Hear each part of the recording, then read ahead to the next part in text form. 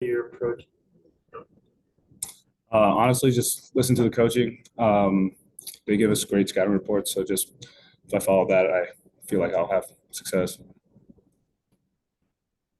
Looking at your center fielder out there, you've been watching the dugouts. Some of the plays he's made. What was your reaction to seeing some of those? I mean, that's what I've been told and sold on all year. So just to be able to see him now, flying through the air like that, it's incredible. It's a game changer. Okay, we'll go to the Zoom. We have a question from Stephen Igo, please. John, obviously it hasn't been maybe the season you guys as a team has won it all along, but just what was the mindset like going down to Florida, knowing it might be a fresh season, so to speak, a clean slate? Yeah, I mean, we all know we can't do anything about the past, and we still have our goals in front of us. So just attacking the task at hand, winning the game that we're in, and just focusing on that. Go next to Chance Scott, please. Yeah, John, just hitting behind somebody like Dixon Williams today who had 3 loud contact. Just, what was he showing you so you could get some, pretty good contact yourself? Yeah, I mean, it helps a ton. They're scared of him, so I feel like they might take a deep breath when I come up there, so definitely helps. Back to Steven. John, we've seen you do some damage on, first pitch at bats all season, but your 2-strike approach lately, especially this week, a lot of good contact with 2 strikes. What has changed there, if anything? Just seeing it well. Big league batter's eye. Any final questions for John? All right, John, thanks for giving us some time. Thank today. you, guys. Right. Thank you.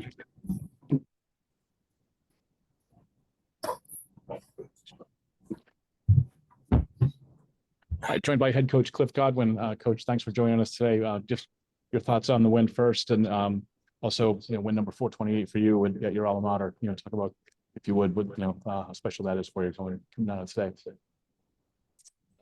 First off, just a great team win. I really think our guys have pulled together, starting 0-0 in the postseason. Lance was, not as sharp as he was last Thursday. He got behind guys, walked a couple guys. One of their guys got a big swing off. But I told our guys before the game that there's no way we're going to go through the tournament and not get behind at some point in time. And that's one thing I don't think we've done a great job of this year. When we've got behind, at times I felt like we've felt sorry for ourselves and couldn't regain the momentum. But our guys never flinched.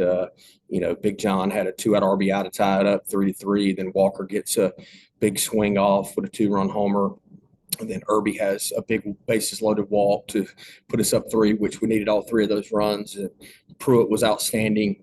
Jake Hunter was outstanding. Our defense was unbelievable. Riley Johnson, you guys have no idea. We didn't know if he's going to play today because of his hamstring. The plays that guy makes, and he almost made another one out there in right center in the 9th inning.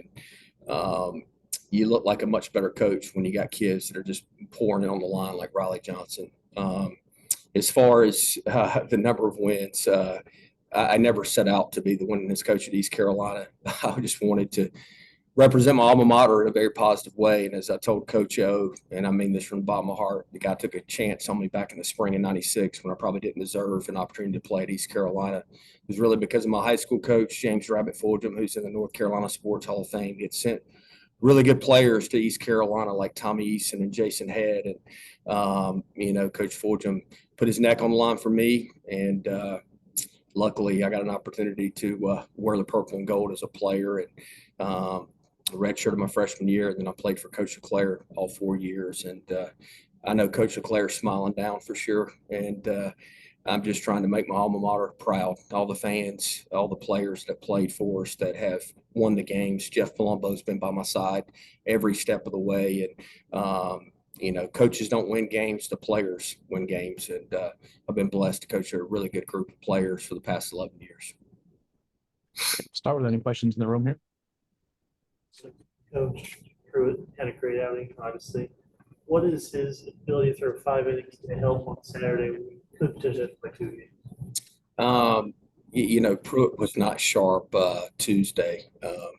I think he was a little bit over caffeinated and not hydrated enough. And so we made sure he was overhydrated today. And he was able to throw his fastball for strikes. When he's able to do that, it really just allows him to go some length. When he's only able to land a slider or a split, then, guys can just sit on off speed. But today he was able to throw his fastball for strikes, and I thought we played really good defense behind him. We were a little bit thin in the bullpen today just because Ethan Young had thrown a lot on Tuesday. Jake had thrown, and we were blessed to have Pruitt go out there and just eat up some innings for us and pitch in some crucial situations. Then Jake closed it out for us. How could your team being able to come back in this one? He said struggle this season. Do you think his pitching performance was able to lead to that, kind of spark that? I'm glad that all you guys can ask that question. The season hasn't been as what we wanted. I've heard that 1,000 times. So I'm good on that question. If you guys can ask something different, but I'm just proud of our guys that they have continued to fight. We could have shown up to the tournament, gone 0-2, and felt sorry for ourselves. And the seniors have pulled everybody together and just we want to go to the postseason. We're in the postseason, but we want to go to a regional. I mean, that's the goal. So, and obviously we need to win the tournament. Our guys know that. And we've stayed connected to this point, but we've got a lot of work to do. But we're very, very happy that we have an off day tomorrow with this banged up crew and, definitely depleted pitching staff at this point. So we just need our guys to get some rest tomorrow.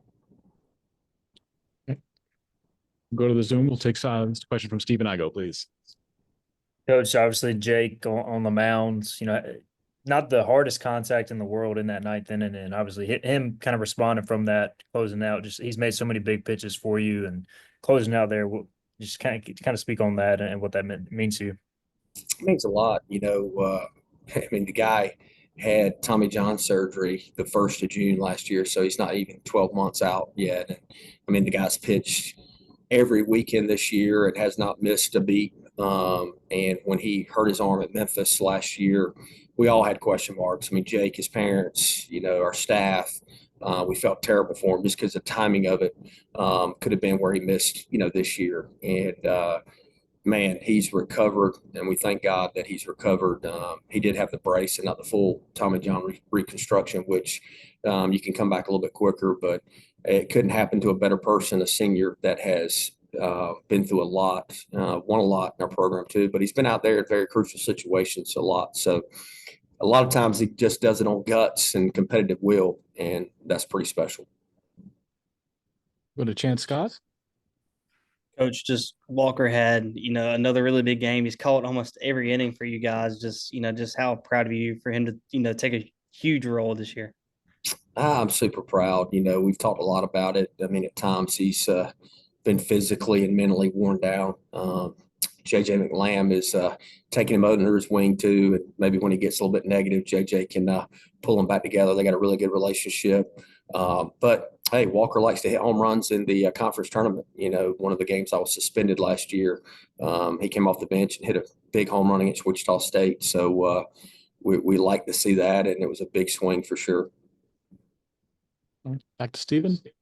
We talked to John a minute ago. I know just a one-year guy in your program, but it feels like he's been such a good fit. And how have you seen him progress also as a player, towards the back half of the season?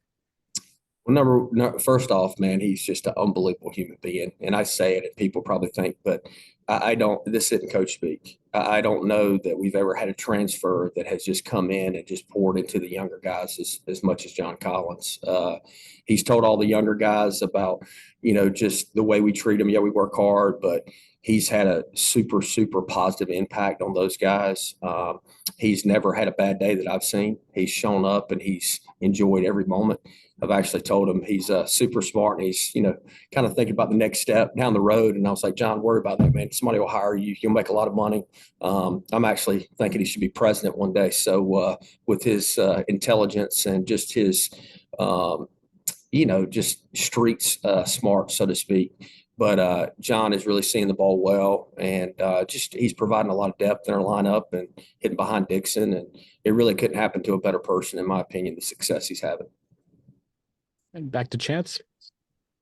Coach Dixon, he seems to play better when the weather gets hot, and he came down here. He hit the ball well today. 3 hard hit balls. The first one was hit too hard and he gets out, trying to stretch it to a double. Just how big has Dixon been for you guys?